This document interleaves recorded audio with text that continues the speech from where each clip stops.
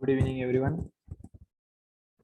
तर last lecture मध्ये आपण पाहिले सायक्लिक थेरमचे कॉन्व्हर्स आणि त्याचे कोरोलरीज. तर आज आपण पाहणार आहे एक वेगळी प्रॉपर्टी आहे. ही एक प्रॉपर्टी आहे जी आपल्याला लक्षात ठेवायची आहे. ह्याच्यावरती प्रश्न विचारले जातात. कॉर्ड्स इंटरसेक्टिंग इंटरनली किंवा कॉर्ड्स इंटरसेक्टिंग एक्सटर्नली असे ह्या प्रॉपर्टीचं नाव आहे. बघा, ही प्रॉपर्टी तुम्हाला समजेल. मी पहिल्यांदा थोडंसं स्टेटमेंट वगैरे लिहितो. ही प्रॉपर्टी पुस्तकामध्ये आहे, बट त्यांनी इनडायरेक्टली ती सांगितलेली आहे. डायरेक्टली अशी डायरेक्ट लिहून दिलेली नाहीये. तुम्हाला कळेल ते सॉल्ट एक्झाम्पल मध्ये आहे. पहिल्यांदा समजून घेऊया ती प्रॉपर्टी. तर काय आहे?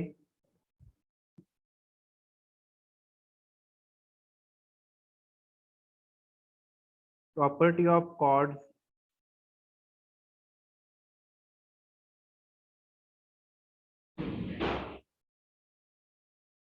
intersecting externally.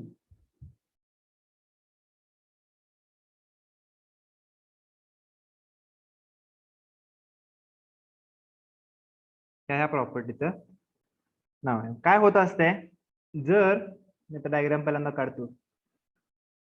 एक सर्कल आहे, लक्ष द्यायचं आहे काळजीपूर्वक, आणि ह्याच्यामध्ये माझ्याकडे कॉर्ड आहेत. एक कॉर्ड आहे, ओके. आणखी एक कॉर्ड आहे.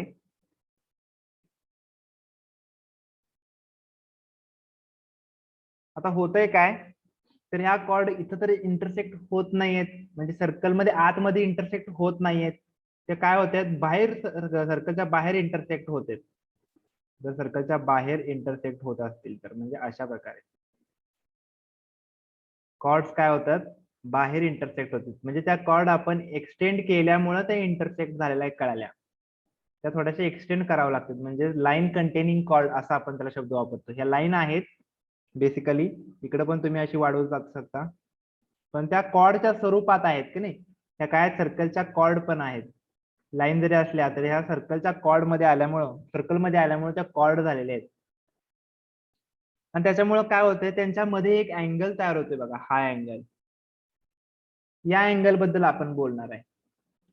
कॉर्ड ज्यावेळी इंटरसेक्ट होतात, सर्वप्रथम आपण एक्सटर्नली इंटरसेक्शन बघणार आहे आणि परत मग इंटरनली इंटरसेक्शन बघणार आहे.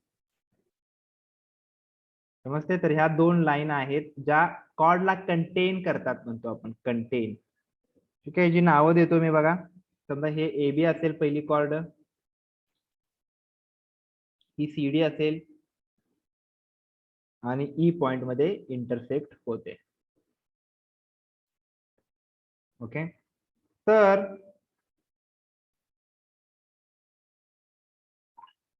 प्रॉपर्टीचं स्टेटमेंट काय आहे बघा.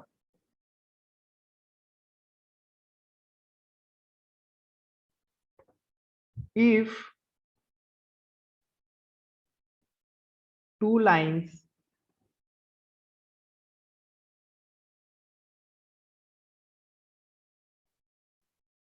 intersecting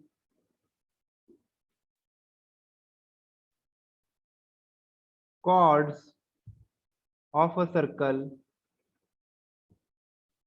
into line, आपण म्हणलं पाहिजे lines containing chords. Two lines containing chords असं म्हणलं पाहिजे.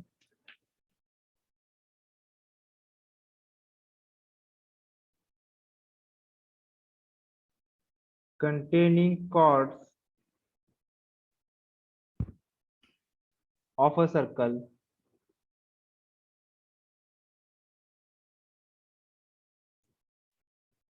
intersect each other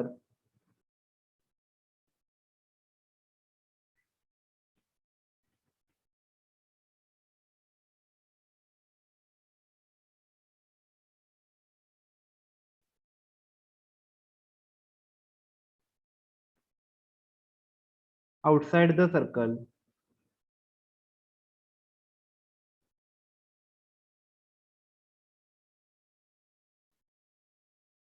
then the measure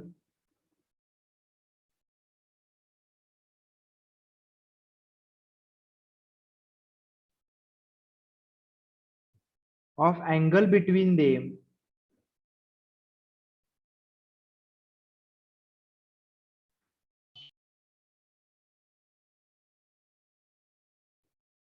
is half the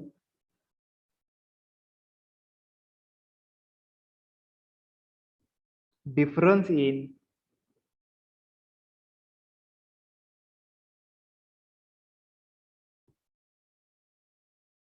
measure of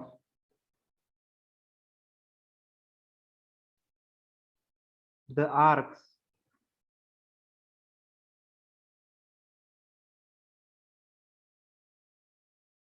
intercepted by the angle. पहा काय प्रॉपर्टी थोडीशी मोठी वाटते पण समजायला खूप सोपी आहे. कशाबद्दल बोलतोय आपण, तर ह्या अँगल बद्दल बोलतोय जो अँगल ह्या कॉर्डनी तयार झालाय, पण आपण ह्या प्रॉपर्टी मध्ये एक्सटर्नली त्या मीट होत आहेत, एक्सटर्नली इंटरसेक्ट होत आहेत, त्यावेळी अँगल बाहेर होणार आहे. तर हा जो अँगल आहे बघा, आपलं त्यांना सांगायचं काय आहे, त्यांना सांगायचं आहे की हा जो अँगल आहे ह्या अँगलचं मेजरमेंट आपल्याला कुठून मिळणार आहे, तर त्या अँगलचे मेजरमेंट आपल्याला मिळणार आहे त्यांनी इंटरसेप्ट केलेल्या आर्क पासून. त्यांनी इंटरसेप्ट केलेले आर्क बघा काय आहेत, हा एसी आर्क आहे, मायनर एसी आर्क आणि मायनर बीडी आर्क. मायनर एसी आणि मायनर बीडी हे दोन आर्क काय केलेले आहेत, या अँगलनी इंटरसेप्ट केलेले आहेत. बरोबर आहे की नाही, समजते प्रत्येकाला. या अँगलनी हे दोन्ही आर्क इंटरसेप्ट केलेले आहेत. तर प्रॉपर्टी आपल्याला काय सांगते, हा अँगल जो आहे हा आपण कसा फाइंड करू शकतो, तर ह्यांचं जे आहे मेजर ह्याच्यातून डिफरन्स काढायचा आहे, म्हणजे मोठ्या आर्क मधून छोट्या आर्कचं मेजरमेंट वजा करायचं आहे आणि त्याला हाफ करायचं, अर्ध करायचं. त्याच्या अर्ध केले की तुम्हाला काय मिळेल, त्याचं मेजरमेंट मिळेल. समजते का, याच्या एसी मधून बीडी वजा करायचा आहे आणि त्याला हाफ करायचं. Then the measure of angle between them is half the difference in measure of arcs intercepted by that angle. समजते, म्हणजेच आपल्याला इथं काय लिहायचं आहे, तर आपल्याला इथं गिवन मध्ये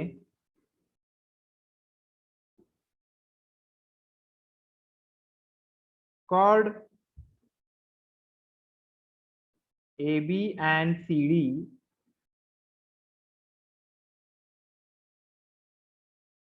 intersect at E in the exterior of the circle.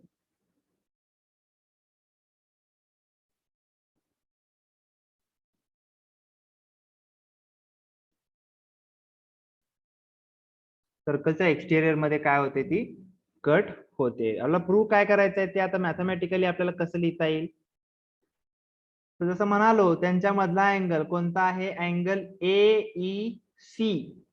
हा जो अँगल आहे तो मला कसा मिळणार आहे, half the measurement, half the difference in measure. Difference in measure म्हणजे कोणकोणत्या मधून, मोठ्यातून छोटा वजा केला पाहिजे. मेजरमेंट ऑफ आर्क एसी मधून मेजरमेंट ऑफ आर्क बीडी वजा केला पाहिजे आणि मग त्याचा हाफ केला की तुम्हाला तो अँगल मिळतोय. याच्यामध्ये एक छोटस कन्स्ट्रक्शन आहे.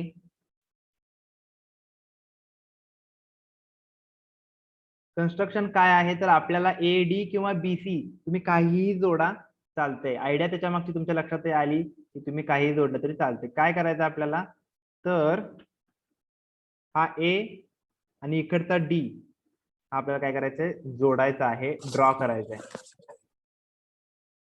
ठीक आहे, हा आपलं कन्स्ट्रक्शन आहे. Draw segment AD.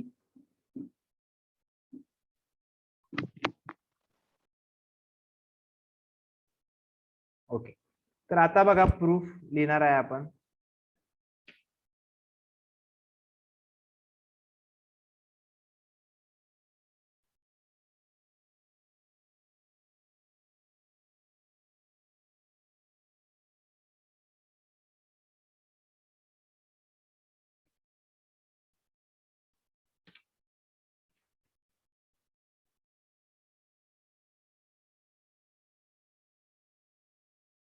आता इथं लक्ष द्यायचं आहे, काय होतंय बघा,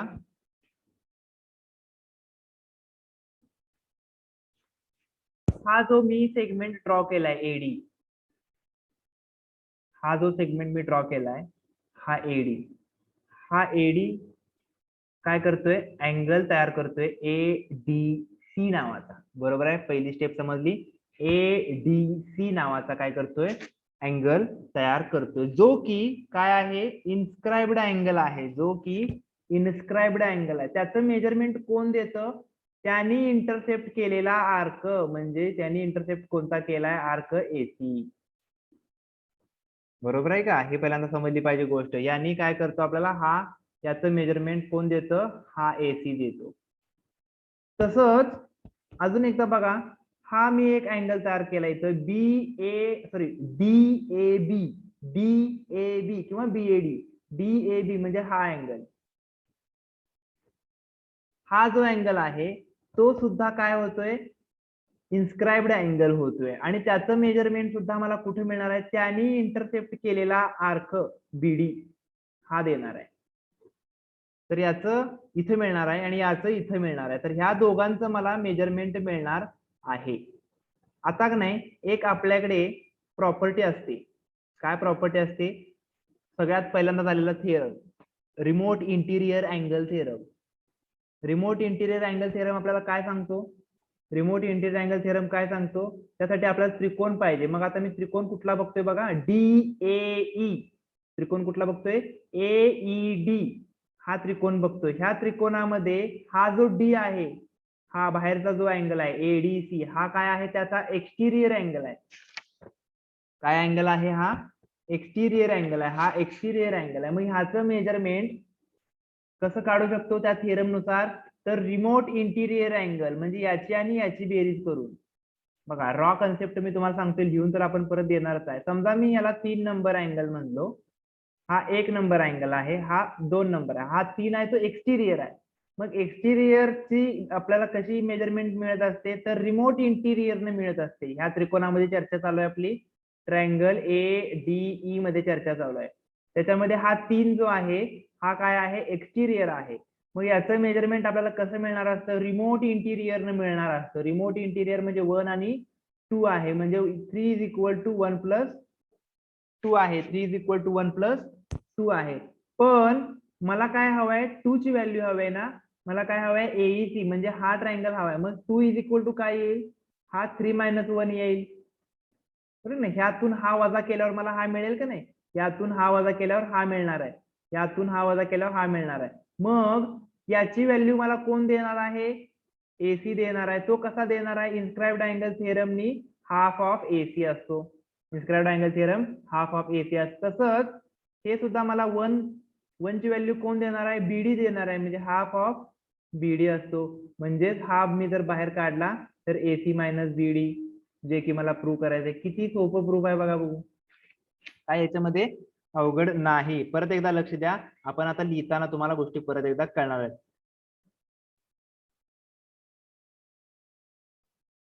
बघा,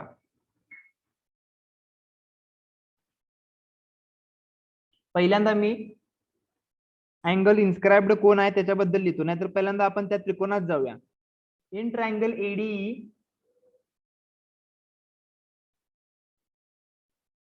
in triangle ADE angle ADC जो आहे तो कसा मिळेल मला, अँगल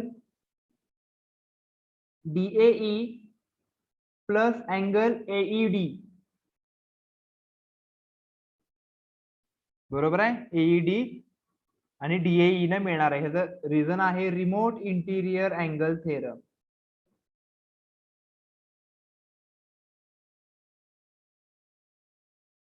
समजलं हे सगळ्यात पहिल्यांदा, ह्याचा काय प्रॉब्लेम नाही आहे ना. हे समजते की हा EDC जो असतो तो रिमोट इंटिरियरची बेरीज असतो, तो आपण सुरुवातीला वापरला. ओके, म्हणून मग मला जो हवाय यातून मला कोणता हवाय, मला हवाय अँगल AEC. तो काय येणार आहे, ह्यातून हा वजा करावा लागणार, म्हणजे ADC मधून अँगल DAE वजा करावा लागणार. बरोबर ना, हे जे प्लस आहे हे या साईडला जाईल तर मायनस होईल. इथं फक्त DAE च्या जागी DAEच आहे, बरोबर, बट फक्त आपण AED च्या जागी AEC लिहिलंय, चालते ना. AED लिहा बरोबर की नाही? AED लिहा नाही तर AEC लिहा, काय फरक पडत नाही, कारण हे काय आहेत, तिन्ही पॉइंट्स एकाच लाईनवर आहेत, म्हणून हे पुढे लिहून टाकू C', D', E. तर मला आता समजलेला आहे AEC जो आहे तो half of sorry ADC minus DAE आहे.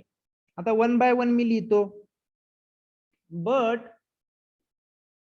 त्यातला जो ADC आहे अँगल तो तर इन्स्क्राइब्ड आहे. इन्स्क्राइब्ड अँगल काय असतो, half of measurement of arc inscribed by intercepted by it. Intercepted arc कोणता आहे, आर्क AC आहे. तसंच आर्क सॉरी अँगल DAE काय असेल, तर तो सुद्धा तसाच half of measurement of arc BD असेल.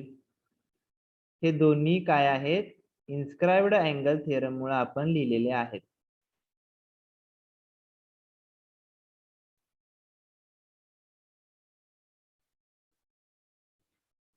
दोन्ही काय लिहिलंय, इन्स्क्राइब्ड अँगल थेरम मुळे लिहिलेलं आहे. आता मी ह्या व्हॅल्यूज ह्याच्यामध्ये पुट करणार आहे. ह्याला इक्वेशन 1 देतो.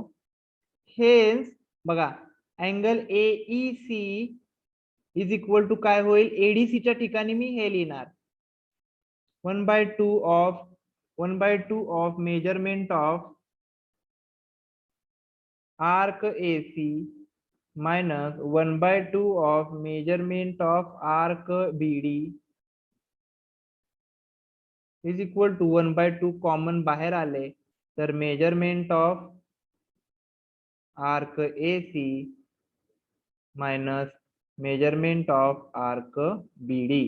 म्हणजे ह्या दोन आर्कच्या मेजरमेंटची वजाबाकी करायची, त्याला दोन्ही भागायचं, आपल्याला काय मिळतो, तर तो अँगल मिळतोय, अँगल AEC मिळतो. समजलं? छोटा सोपा साधा थेरम आहे.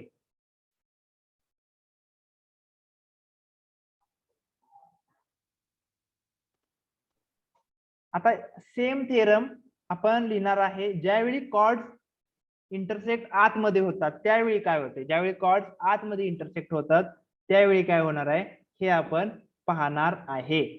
ठीक आहे, प्रॉपर्टी सेम राहील, ह्याच्यामध्ये काही सुद्धा फरक राहणार नाही. मग मी आहे जे कॉपी करतो त्याच्यामध्ये फक्त जे गरज चेंज करायची आहे तेवढाच पार्ट आपण चेंज करूया. प्रॉपर्टी सेम राहील का नाही,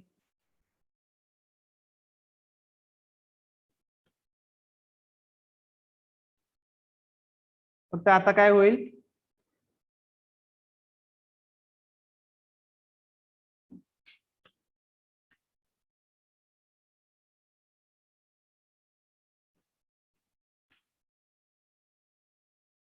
आता काय होईल फक्त याच्यामध्ये, तर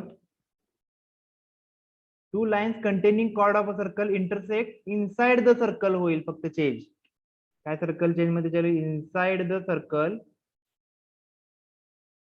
and then the measure of angle between them is half the difference, नाही half the sum येते फक्त इथं, half the sum of measure of arcs intercepted by it. Same गोष्ट होते, फक्त आता काय होते त्याची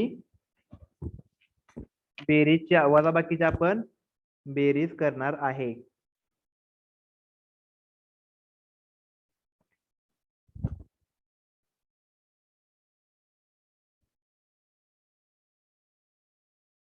पुन्हा एकदा तीच डायग्राम नको, आता आपण नवीन काढू डायग्राम, कारण त्याच्यामध्ये इंटरसेक्शन बाहेर झाले. आता ह्याच्यामध्ये काय होतं, इंटरसेक्शन आतमध्ये होते.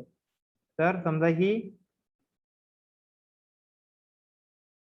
कॉर्ड आहे, पण ही कॉर्ड आता आतमध्ये इंटरसेक्ट होणार आहे त्यामुळे काय वाढवायची गरज नाही. आपण मागच्या मध्ये वाढवली का, तर कारण ती बाहेर इंटरसेक्ट होणार होती म्हणून. आता काही आतमध्ये झालेली आहे इंटरसेक्ट म्हणल्यानंतर आपल्याला काय करायची गरज नाही. त्यांची नावं लिहूया आपण, ABCDE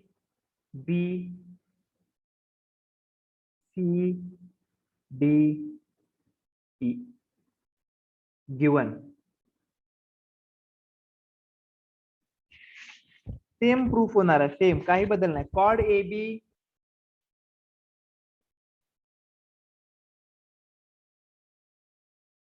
and CD intersect at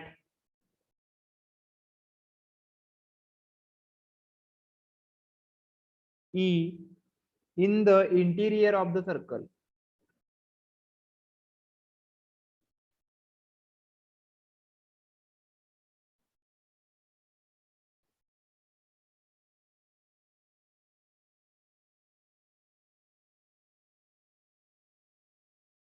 to prove काय असेल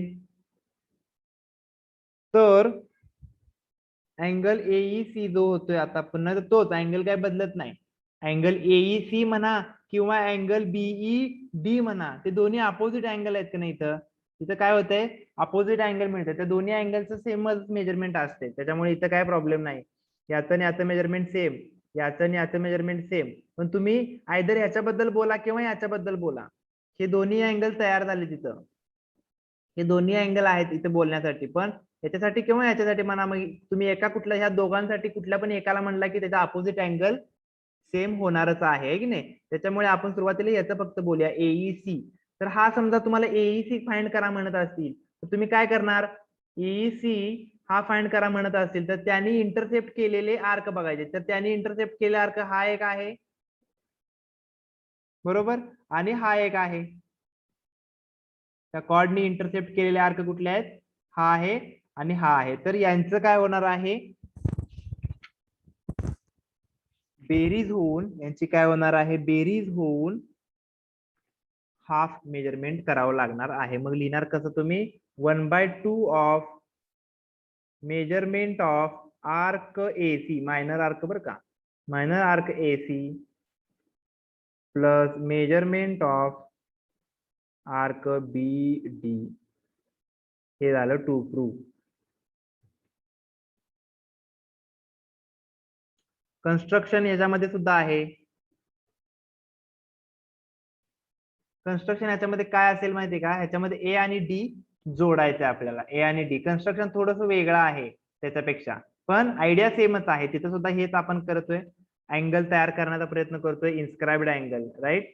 इथं पण तेच आयडिया आहे इन्स्क्राइब्ड अँगल आपल्याला पाहिजेत ना म्हणून तुम्ही आयदर एबी जोडा किंवा सीडी जोडा काही करा इन्स्क्राइब्ड अँगल तयार करा. फक्त इन्स्क्राइब्ड अँगलची गरज असणार आहे आपल्याला.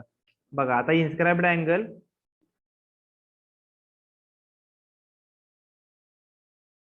मेजर आर्क का घेतला नाही म्हणजे काय म्हणायचं तुम्हाला याच्यामध्ये मेजर आर्क नसतोच ना. आपण ज्यावेळी ह्या आर्क बद्दल बोलतोय ना इंटरसेप्टेड आर्क मायनर आर्क आहे. मेजर आर्क कुठे इंटरसेप्ट केलाय त्यांनी मेजर आर्क इंटरसेप्ट नाही केला. इंटरसेप्ट हा मायनर आर्क केलाय ना त्यांनी म्हणून आपण हा मायनर आर्क घेतलाय. त्या कॉर्डनी जे आर्क इंटरसेप्ट केले ते पाहिजेत आपल्याला. ठीक आहे तर एडी हे काय आपलं कन्स्ट्रक्शन आहे. तर त्याच्यामुळे काय होते बघा त्याच्यामुळे काय होते पुन्हा एकदा तुम्ही पाहू शकता हा त्रिकोण एडीई मध्ये हा जो आहे समजा हा फुली मार्कचा हा जो आहे तो काय आहे एक्सटिरियर अँगल आहे कशा कशाचा याचा आणि याचा.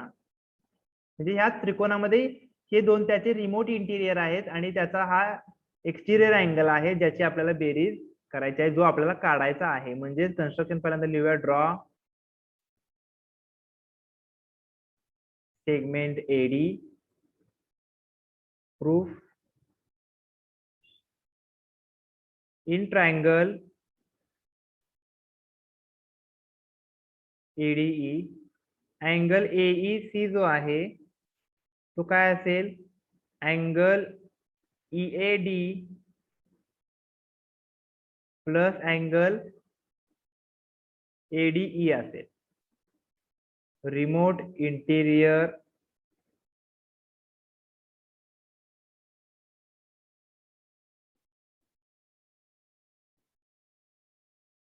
Angle theorem.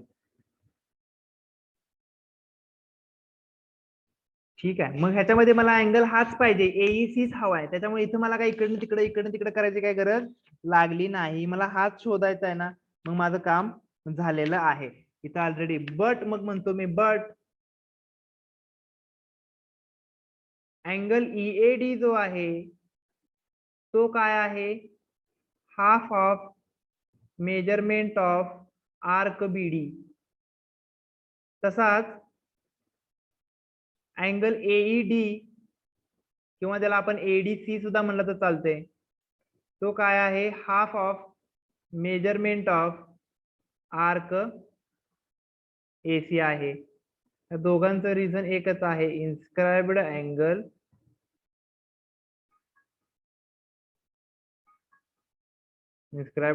थेरम.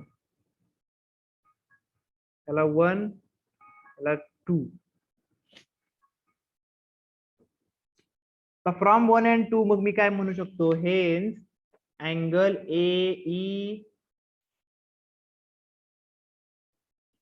एईसी जो आहे तो काय असेल, इज इक्वल टू ह्या EAD च्या ठिकाणी half of measurement of arc BD plus half of measurement of arc AC from 1 and 2.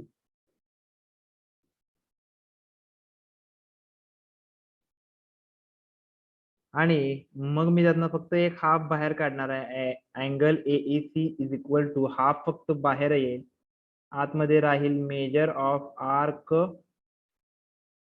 Bidi plus measure of arc, sorry half काढले बाहेर आपण, मेजर ऑफ आर्क एसी. हे प्रूव्ह झालेलं आहे.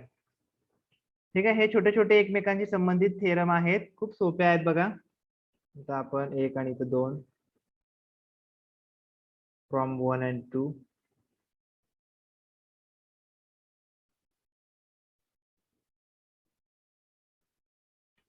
तर आपल्याला याच्यातून काय कळालं, तर जर एक्सटिरियर मध्ये इंटरसेक्ट होत असतील, बाहेर इंटरसेक्ट होत असतील, तर त्यांनी इंटरसेप्ट केलेले आर्क, त्या कॉर्डनी इंटरसेप्ट केलेले arc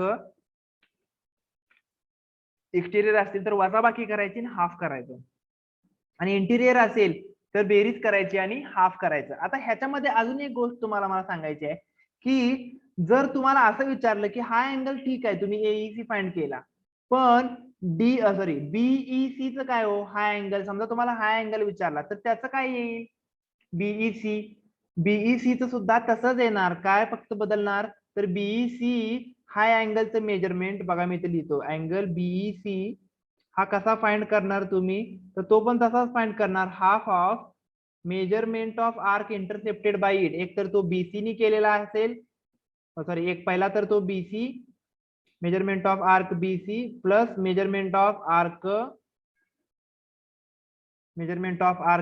A D, measurement of arc A D असणार आहे, समजते. आणि ह्या मेजरमेंट ऑफ आर्क एडी आणि बीसी हे कुठून आले, तर त्यांनी इंटरसेप्ट केलेला आहे ना. आता तुम्हाला काय पाहिजे, हा अँगल पाहिजे, मग त्याचा आर्क बघितला पाहिजे आपल्याला, मग त्याचा आर्क काय आहे बीसी, आणि पलीकडचा आर्क काय आहे एडी, म्हणून त्यांची बेरीज करून हाफ करायचं. इकडचे असतील तर इकडचा घ्यायचा आहे, हे आपल्याला इथं समजणं गरजेचं आहे. आणि हे गोष्टी आपल्याला एक्झाम्पल मध्ये सुद्धा भरपूर वेळा वापरायच्या आहेत. तुम्ही आता त्यातले सॉल्ड एक्झाम्पल्स बघू शकता. हे समजलं का प्रत्येकाला, काय शंका याच्यामध्ये? हे 2 महत्वाचे थेरम आहेत, हे डायरेक्टली विचारतात, प्रॉब्लेम म्हणून विचारतात, हे डायरेक्टली असं प्रॉब्लेम विचारतात. तुम्हाला प्रॉब्लेम मध्ये विचारलं की हे काय लिहायचं नाही, फक्त property of chord intersecting externally का इंटरनली हे रिझन तुम्ही द्यायचं, बाकी काही गरज नसते. ठीक आहे, तर हे झालं आपला थेरम प्रूव्ह. ओके, पण लक्षात एक आलं पाहिजे की बराच वेळा काय होतं, आपल्याला वाटतं असं इंटरसेक्ट झालंय म्हणजे हा बहुतेक सेंटर आहे की काय, ई सेंटर नाही, सेंटर इथं कुठेतरी असणार आहे ओ. तर ह्याचं जे मेजरमेंट आहे ते इथं तुम्हाला भेटते का, आपल्याला काय सवय असती, आर्कचं मेजरमेंट कुठं असतं, सेंट्रल अँगलचे, आपल्याला वाटतं हे चुकून सेंट्रल अँगलच आहे, चला याचं जे मेजरमेंट आहे ते सांगू याला, असं नसतंय. हे काय आहे, सेंटर नाही आहे, हा पॉइंट ई रॅन्डम आहे, कुठं पण होऊ शकतं इंटरसेक्ट, सेंटर वेगळा आहे, सेंटर पाशी त्याचं मेजरमेंट कळत असतं. इथं जो आहे तो मेजरमेंट सांगणार आहे एसीचं किंवा बीडीचं मेजरमेंट इथं असणार, तो सेंटर वेगळाच आहे, त्याचा काही संबंधच घेतला नाही आपण, का तर डायरेक्टली आपण इन्स्क्राइब्ड अँगलशी संबंध जोडला ना त्याचा, डायरेक्टली आपण काय केलं, इन्स्क्राइब्ड अँगलशीच लिहिल्यामुळं आपल्याला काही करावं लागलं नाही. इन्स्क्राइब्ड अँगलचा आपण डायरेक्ट थिअरम वापरल्यामुळे आपल्याला सेंटरकडे यावंच लागलं नाही. ठीक आहे. तर हे लक्षात ठेवा की हे इन्स्क्राइब्ड अँगलचा वापर करून आपण हे कॉर्ड्स इंटरसेक्टिंग इंटरनली आणि एक्सटर्नली फाइंड केलेलं आहे. आता काही सॉल्व्ड एक्झाम्पल्स बघूया, ह्याच्यावरच आधारित आहेत. इन फिगर 3.51 कॉर्ड LM आणि LN सेम आहे. बघा कॉर्ड LM आणि LN सेम आहे. LM आणि LN सेम आहे. L35 दिलेला आहे. तर हे दोन अँगल फाइंड करता येतील आपल्याला. आपल्याला काय सांगितले, आर्क MN फाइंड करा म्हणून. Arc MN. आता आर्क ची व्हॅल्यू कशी फाइंड करणार तुम्ही, तर आर्क ची व्हॅल्यू त्याच्या इन्स्क्राइब्ड अँगल वरून तुम्ही फाइंड करू शकता. इन्स्क्राइब्ड अँगल 35 आहे म्हटल्यानंतर आर्क किती येईल, त्याच्या डबल 35 येणार आहे. आर्क ची व्हॅल्यू फाइंड करण्यासाठी आपल्याकडे दोन पर्याय आहेत की नाही, कुठले कुठले, एक तर इन्स्क्राइब्ड अँगल थिअरम, म्हणजे तो जर अँगल सर्कल वरती झाला असेल तिथून पण तुम्ही व्हॅल्यू घेऊ शकता डबल करून, किंवा जर तुम्हाला सेंट्रल अँगल कुठल्या कारणाने मिळाला असेल, सेंट्रल अँगल कुठल्या कारणाने दिला असेल, समजा हे दोन लाईन जोडल्या असतील तर इथं सुद्धा ह्याचा आन्सर पण 70 असणार आहे. इथं 75 लिहिलेलं असणार आहे. तर 35 वरून हे तुम्हाला 70 आहे हे समजलं पाहिजे. कधी कधी आपल्याला हे आर्क 70 आहे म्हणून विचारतील, कधी कधी हा अँगल 70 आहे का विचारतील. ठीक आहे, हे दोन्ही गोष्टी आपल्याला वापराव्या लागणार आहेत. त्यानंतर LN विचारलेला आहे. LN विचारलेला आहे. तर LN कुठं आहे, हा आहे LN आर्क, म्हणजे हा आर्क विचारलाय. ठीक आहे. तर LN जो आहे तो काय असणार आहे, तर त्यांनी इंटरसेप्ट केलेला, म्हणजे हा त्यांनी इन्स्क्राइब सॉरी तो कुठून मिळणार आहे आपल्याला, तर त्यांनी सबस्टेंड केला ह्या अँगल पासून मिळणार आहे. तर ह्याचं किती असणार आहे, याचं किती असणार, हा 35 आहे. ह्या दोन्ही बाजू सेम दिलेत, ह्या दोन्ही बाजू सेम आहेत, म्हणजे हे दोन्ही सेम अँगल असणार, हे दोन्ही अँगल काय असणार, सेम असणार. मग 180 मधून 35 वजा केल्यानंतर किती येतंय, 145 डिवायडेड बाय 2. ठीक आहे. तर तो अँगल हा असणार आहे, त्याचं मेजरमेंट तो असणार आहे. इथं दिला असेल बघा खाली 145 बाय 2. तर 145 बाय 2 च्या डबल काय येणार आहे, तो आर्क येणार आहे. 145 च्या डबल म्हणजे 145 हा त्याचा मेजरमेंट येणार आहे. ठीक आहे. सोपा आहेत, खूप सोपे आहेत, काय प्रॉब्लेम नाही याच्यामध्ये. पण हा MLN का फाइंड करायला सांगितलं आपल्याला, तो काय विचारलाच नाही. त्यांनी का फाइंड केला, MLN का फाइंड केला काय अंदाज नाही, उगाच फाइंड केला त्यांनी, आपल्याला काही सांगितलं नव्हतं.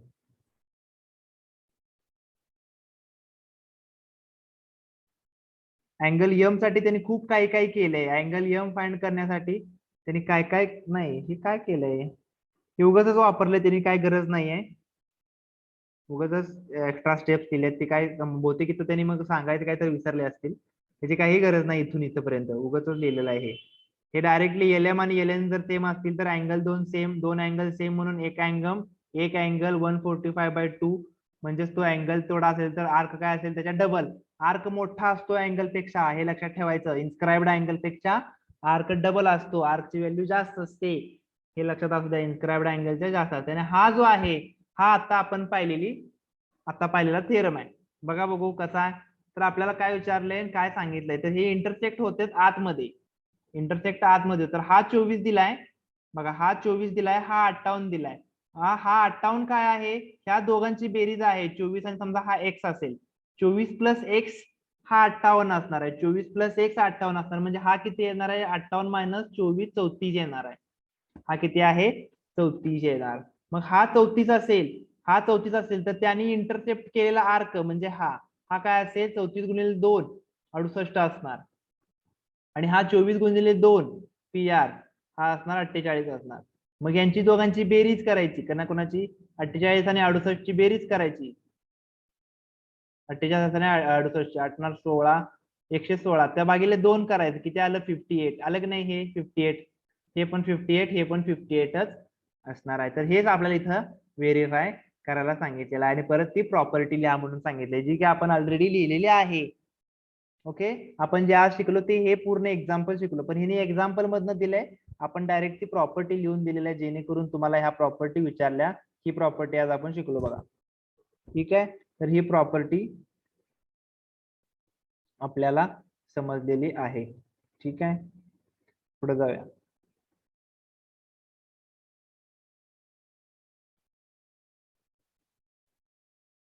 परत ही एक्सटर्नली, जसं इंटरनली कनेक्ट होते तसंच एक्सटर्नली सुद्धा कनेक्ट होत असते. तर हे एक्सटर्नली कनेक्ट झालेलं आहे. एक्सटर्नली कनेक्ट झाल्यानंतर काय होते, तर त्यांची वजाबाकी होते. त्याच्यामुळे हे आपण दोन्ही गोष्टी केलेल्या आहेत आणि ह्या आता गोष्टी लक्षात ठेवायच्या आहेत. ह्या सगळ्या लिहिलेल्या वाचून काढा एकदा आणि काय म्हणताय हे बघा. ओके, ठीक आहे. तर राहिलेला जो पार्ट आहे तो नेक्स्ट लेक्चर मध्ये म्हणजे सोमवारी बघूया. तुमच्या टेस्टसाठी शुभेच्छा. धन्यवाद. Tata bye bye. ओके.